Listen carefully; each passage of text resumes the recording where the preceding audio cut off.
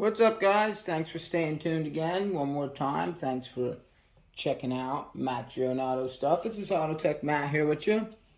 Everybody wanted a small breakdown of the power tool drawer. Well, it's not really a power drawer. It's just where I put my power tools. So, without further ado, we'll dive right into the impacts, I suppose. Pretty new, pretty recent. Your Snap-on CT9050. There you go. It's got your power settings. I do believe green was reverse, red was forward. Really solid tool. As far as that, it's all you need for mechanics. I will be trading it in for the 9080 just because I do a lot of machine equipment maintenance here on the farm. So we do see some bigger nuts that are like 32, 34, inch and a quarter, stuff like that. As far as mechanic needs of the 3/8, this is the CT9010. Once again, has the power settings. Not sure if you can see them. Yeah, there we go. There's green. There's red. There's the front and back power settings.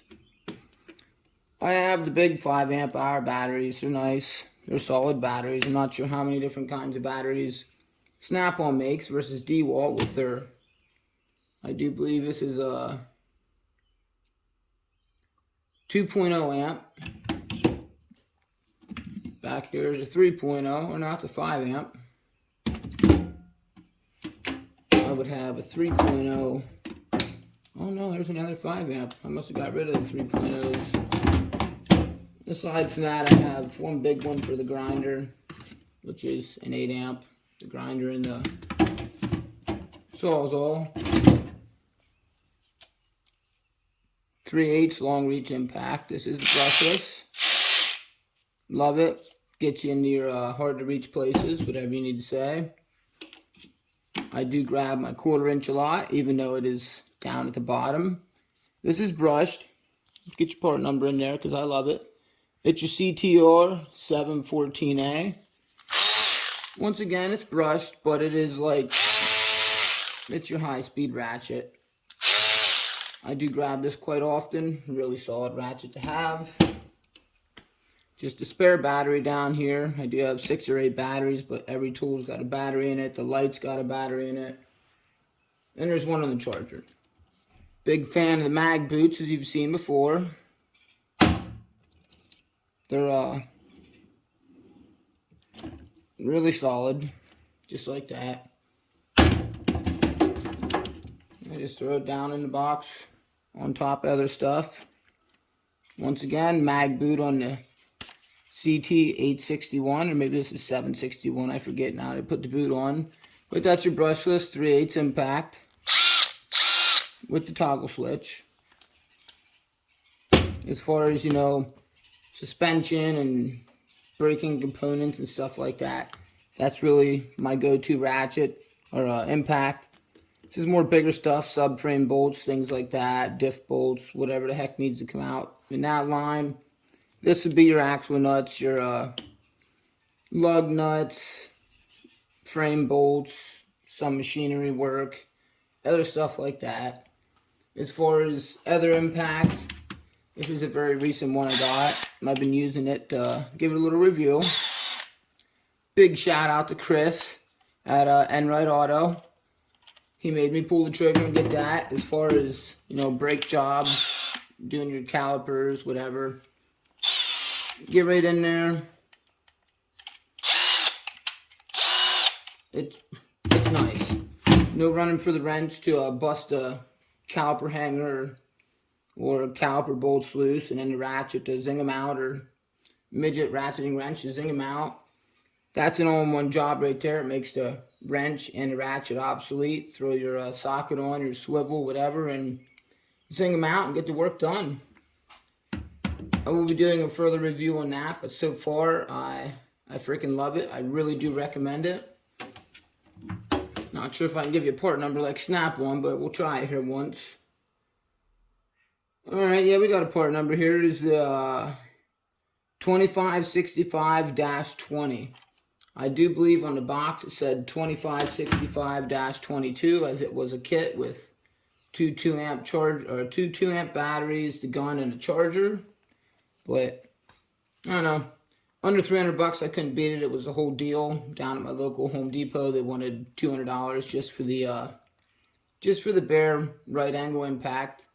Said to heck with that, and I pulled the trigger on eBay and bought it off somebody I know and do work with there. But onward we go to my Snap-on. Let's get that in there for you. CDR 861. It's a brushless drill. All my automotive and around the house, around the garage, drilling needs, that would be that. This is a brushless, this is a brushed impact, my bad.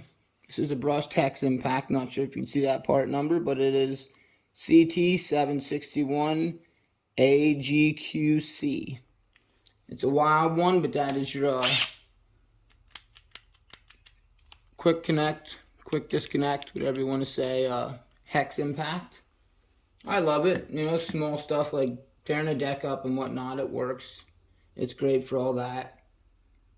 As far as, you know, automotive needs, I don't really use it much on car work. More so just, you know, putting screws in the wall or hanging picture frames or whatever. It comes in a lot of use around the garage as far as that. Back one more is the very first power tool I bought off the tool truck years ago. Still looks new, but that is your CTS 861 G for green brushless screw gun. Toggle switch, 2-speed, of course. I get a lot of shit about using this with my, let me get them out here. My little set of bits.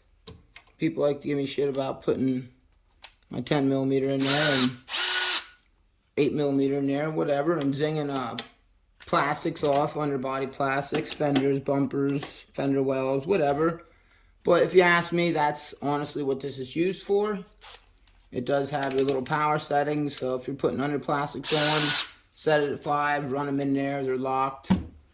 Everything's good to go, instead of, you know, getting your ratchet and socket and going that route, which takes forever. As you know, some cars have 20, 40, 60, 80 freaking under plastic bolts.